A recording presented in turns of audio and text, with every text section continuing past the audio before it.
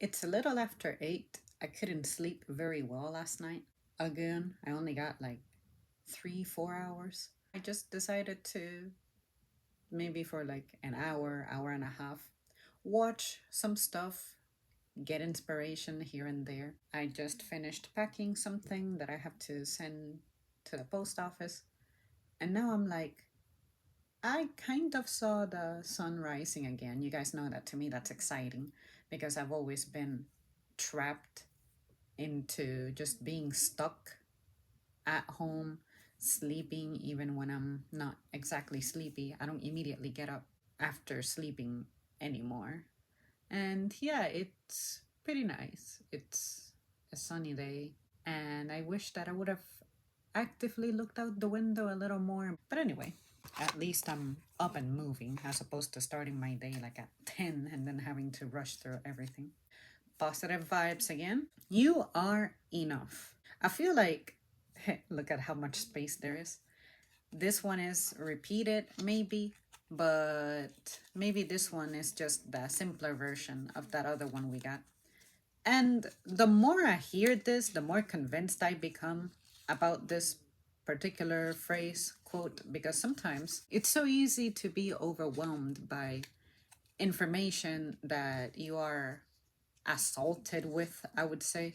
It's so easy to start making comparisons of your life versus others. For instance, you may compare yourself physically, you may compare your fitness level, you may compare your socioeconomic status, you may compare how much work you put in or how much you may be able to explore with food and clothes and those little things. And then I think about it and I'm like, whatever it is that you're doing, showing up, staying alive, eating clearly, if you're alive, you're eating, you're at least minimally taking care of yourself physically, like hygiene wise. You must have a source of money somewhere because those things cost money.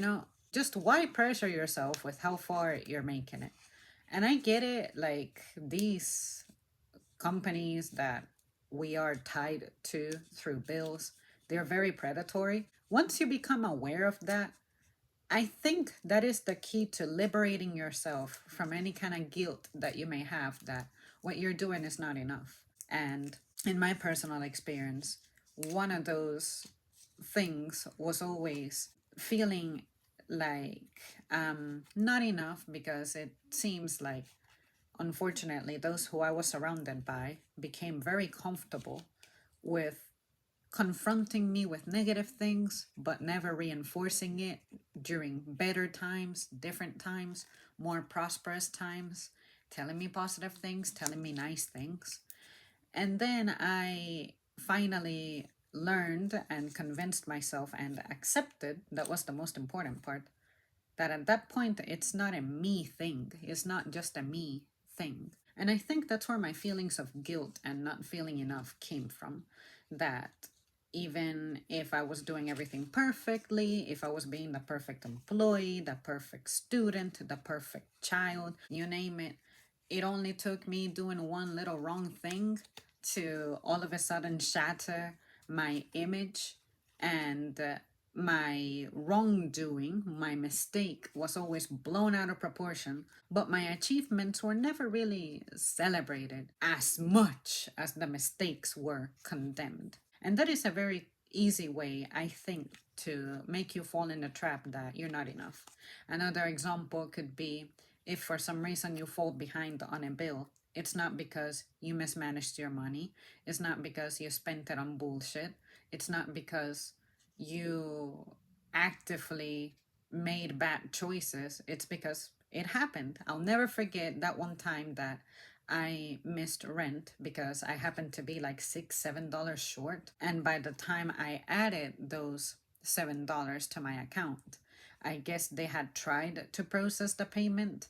And not only did I get hit with a late fee, I got hit with a penalty from the bank.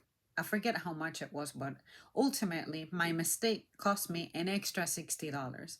And I'm like, bitch, somebody who already doesn't have money and you're preying on them even more by having these fees. That just sucked a lot because I was doing everything that I could at the time with the little resources that I had access to and could pursue and had available at the time.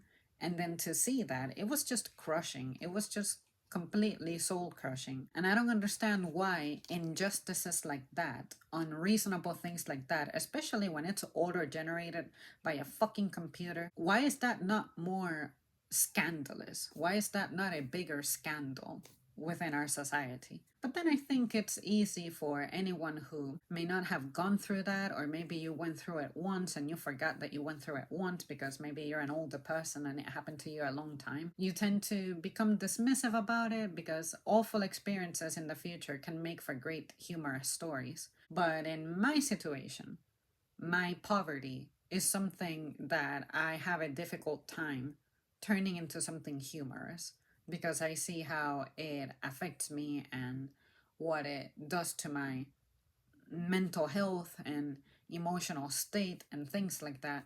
And the fact that, as alone as I have been in my journey at improving myself, just because I haven't been able to make it very far doesn't mean that I haven't put in work or effort. And that's something that nobody will ever take away from me, no matter how much they are frustrated with themselves, or maybe they may take that frustration out with me, on me, project it onto me, whatever.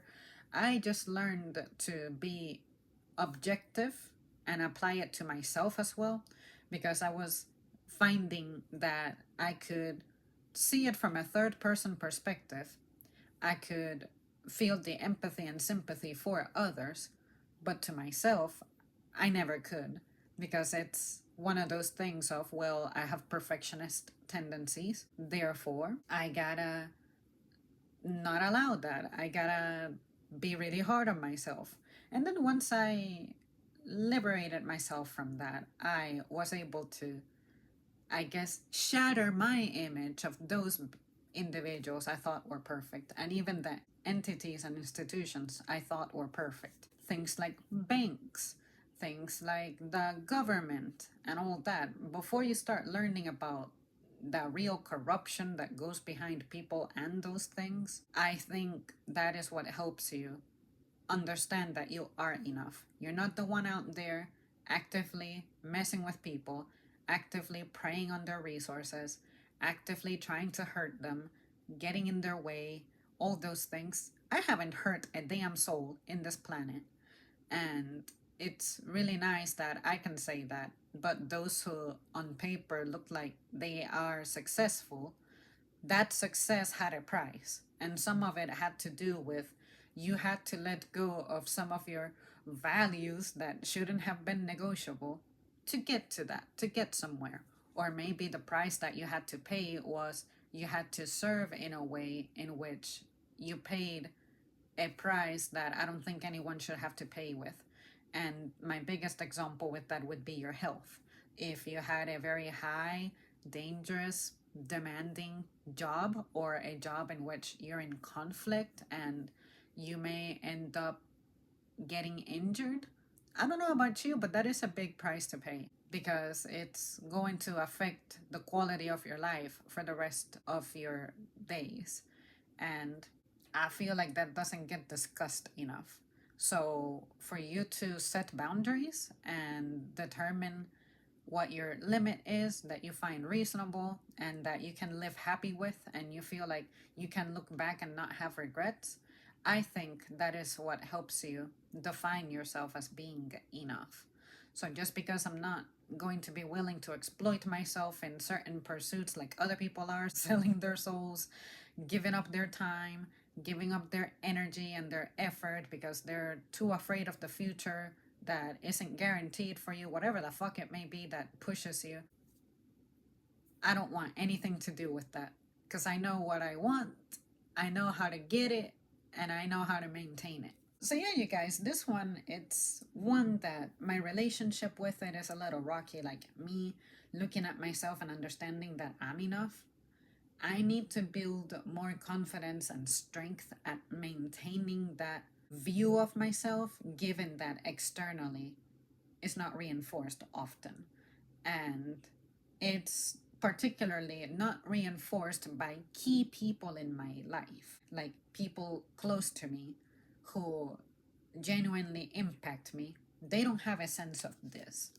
And it took guts from me being contrarian or being willing to bring up the difficult things and face them and call others out when they were avoiding it to get somewhere with that. And that's why I say that I understand it's a them problem and not a me problem. Because, like I have said before, I thrive on issues, I thrive on conflict because all I can think about is the resolution and how I'm going to get through it. Others have avoidant tendencies. That is not a tendency that I have. What I do have is that at some point I get fed up with the same infraction. And that you could say the best example of it is when I get fed up with the things that happen at my job that I think shouldn't be a thing because you should be a grown person who's reasonable and all that stuff, but for whatever reason, you aren't. But just to give you an idea of what my relationship is with this particular phrase, it's one that it's definitely still under construction. I'm not sure where I want to go with it, how far I want to go with it, when I can say that it has more definition, it's been more polished. I can't tell you, I'm not there yet. But I'm glad that I'm seeing it now, kind of a resurgence of this topic, because I can tell you that even though it hasn't been that long since I went over this, I can feel the difference. I see the difference. And the difference being more in my mind as opposed to, oh, these are the things that have happened or I have done to make this be the way it is. Really, not much has changed, not much has happened. But at least, again, mentally, my relationship with it is evolving, and that on its own is a big deal. Well, there you guys have it. That's it from me on this one. Thank you so much for tuning in. Let me know how this one pertains to you in any way, if it does, and I'll see you next time.